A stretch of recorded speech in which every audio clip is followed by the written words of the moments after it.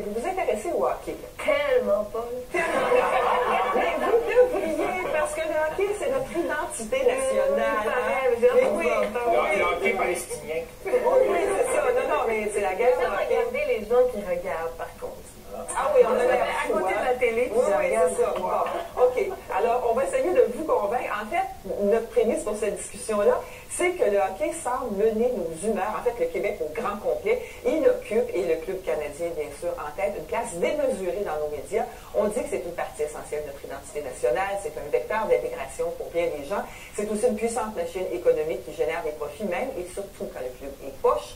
Le hockey va même jusqu'à occuper, comme c'est arrivé cette année, le devant de la scène politique. Le Parti québécois s'est déchiré, littéralement, autour du projet de loi de financement de l'amphithéâtre de Québec. Et l'unilinguisme de Randy Coneyworth, l'entraîneur du Canadien, a soulevé des passions nationales. Alors, coudonc, le hockey est-il en train de mener le Québec par le bout du nez? Et pour en parler, on a invité Jean Dion, journaliste au Devoir, et Martin... Bon, vous voyez, et rencontrer mon idole, Martin McGuire, qui décrit d'une manière extraordinaire les matchs du Canadien sur les ondes de Cogeco. Bienvenue tous les deux, bonsoir. Est-ce que le hockey prend trop de place dans notre société, Jean? On pourrait dire le sport de spectacle en général. Mais vous voyez, ce qui est intéressant, de parler d'identité nationale. Ouais.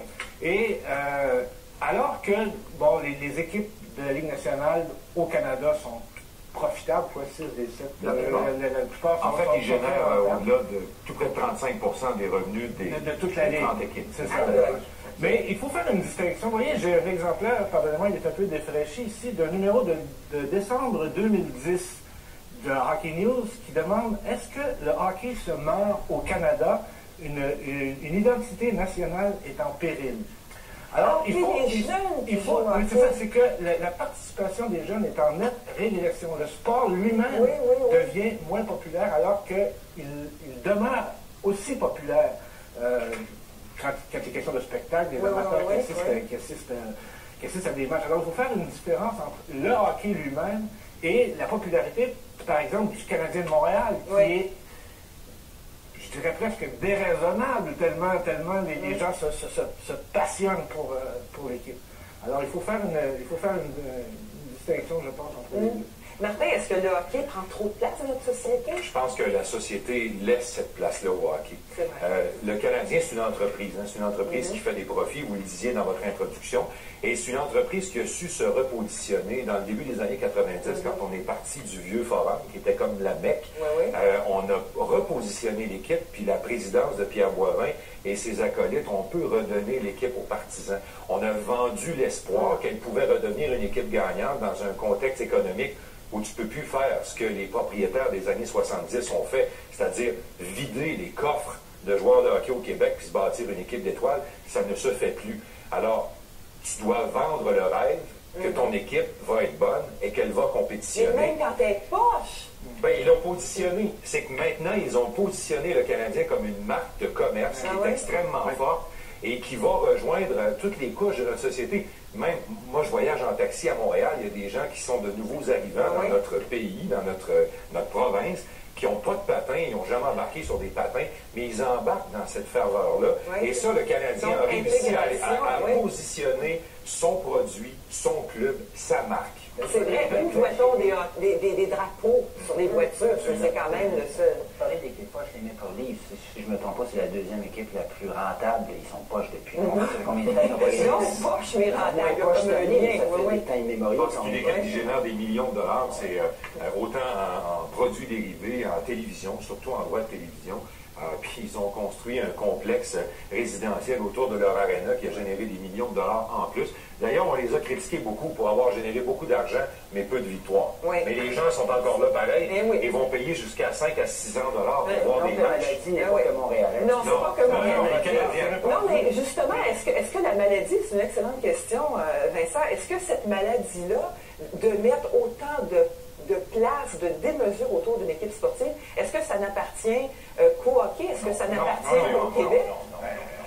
Allez vous promener dans les grandes villes d'Europe, Joseph pourra témoigner, le FC Barcelone, le Real Madrid. On n'est pas les seuls. Ben non, on n'est pas les seuls. Et même, je pense que les amateurs de ces sports-là, si vous me permettez, gens, sont davantage passionné. Ah, Et c'est encore moins bien les contre-performances de leurs équipes. À Madrid, il y a 2 journaux quotidiens. C'est pas le cahier des sports dans la presse, c'est des journaux que de sport, où les 30 premières pages, c'est sur les moindres faits et gestes des joueurs du Real Madrid. Alors, la pression sur l'entraîneur et tout, c'est pas du tout un phénomène spécifique du hockey ni au Québec. C'est que le sport aussi suscite un grand sentiment d'appartenance. La plupart des gens dans leur vie vont changer de conjoint, vont changer de travail, vont changer de très rares sont ceux qui vont changer d'équipe de favorite. Attendez que les Nordiques arrivent. Au cours de leur vie. Cette ferveur-là, cette passion-là, elle est cultivée aussi par le fait que, même si on n'a pas de vedette francophone, semble-t-il que les partisans du Canadien ont adopté des Carey Price, des gens qui viennent de l'Ouest canadien ont adopté Piquet Souban, qui est un jeune Ontarien. Ça aussi, ça s'est élargi. Et le Canadien de Montréal, à ce que je sache, c'est une des seules choses qui va réunir au Québec le courant de pensée anglophone et le courant de pensée francophone. Vous faites asseoir les 2 grandes cultures du Québec ensemble, ils vont être d'accord sur Jean Béliveau, ils vont probablement être d'accord sur Carey Price, mais sur d'autres choses, ça va être difficile de les amener sur le même terrain. Anaïs, vous vouliez intervenir? Oui, mais parce que je trouvais ça... c'est vrai, là, quand on parle de sentiment d'appartenance, c'est incroyable ce que ça peut aller rejoindre l'espèce de dévotion à une équipe sportive. Puis j'ai une scène dans mon dernier film, qui est Inch'Allah, où le seul sujet de conversation qui arrive à relier le Palestinien qui est bloqué au checkpoint par un Israélien, c'est Real Madrid versus Barcelone, puis pour quel joueur il compte, puis là, tout tombe, là, tu sais, le Kalachnikov, il n'y a plus personne. Ah oui, c'est un passeport, littéralement. Il connecte. Ah, c'est vraiment fou. Mais politiquement, est-ce que vous trouvez que c'est allé trop loin dernièrement? On a vu le Parti québécois, ça a été vraiment le début du fractionnement du Parti québécois avec la loi sur le financement de l'amphithéâtre à Québec. On a vu vraiment une fièvre de la langue française presque renaître autour du fait que l'entraîneur Connie Worth soit unilingue anglais. Est-ce que ça vous surprend, cette ferveur politique ou ces enjeux politiques autour du hockey dernièrement, hein, Jean? Non, ça ne m'étonne pas. On l'a vu souvent aux États-Unis, le sport a souvent été un outil dont se sont servis les politiciens, par exemple, pour construire des amphithéâtres. Il y en a eu beaucoup, ça poussait comme des champignons aux États-Unis, soit pour attirer une équipe ou pour empêcher que l'équipe qui est déjà là parte. Alors, la politique de tout temps, c'est d'ailleurs, ça me fait toujours rire quand j'entends des sportifs dire qu'il ne faut pas mélanger les deux, parce qu'il y a toujours un mélange. Il y a toujours un mélange de facto qui se fait. Ne serait-ce que parce que pour des politiciens, ça peut être... Parce que justement, le sport suscite tellement de passion et d'enthousiasme que, bon, on a pu... Qu'est-ce que ça dit de nous, Martin McGuire, cet amour immodéré? Ben, enfin, on se rend compte que ça existe à l'étranger également. Et cet amour, cette dévotion qu'on a pour le hockey, qu'est-ce que ça dit de nous comme ça? Ça dit qu'on est un peuple passionné, tout simplement. On est un peuple passionné pour les choses pour les rassemblements. Puis là, actuellement, ben, le débat politique passionne pas grand monde. Ce qu'on veut, c'est pas trop d'impôts, c'est tout. Alors ça passionne pas beaucoup les gens. Alors le débat, ben, il est amené vers le sport. Puis je pense que les politiciens sont extrêmement bien servis par toute la place que le Canadien, le hockey, prend chez nous au Québec. C'est démesuré probablement, mais je pense que ça sert bien tout le monde actuellement.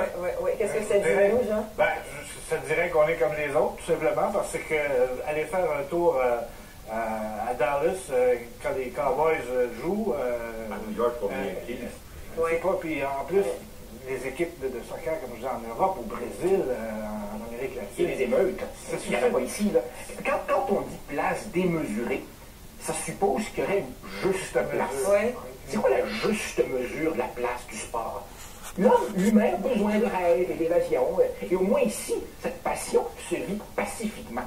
Il y a beaucoup de pays. Le sport, Sauf après quelques... Non, mais à Montréal, ça, j'ai l'impression que c'est peut-être des gens qui, de toute façon, auraient envie de casser pour autre chose. Puis comme on n'en gagnera pas pendant encore quelques années, ça risque pas trop d'arriver. Sait-on jamais. Jean-Dion, Martin McGuire, merci beaucoup d'avoir participé à cette discussion. Voici la suite du Tempo avec Denis Gagnon.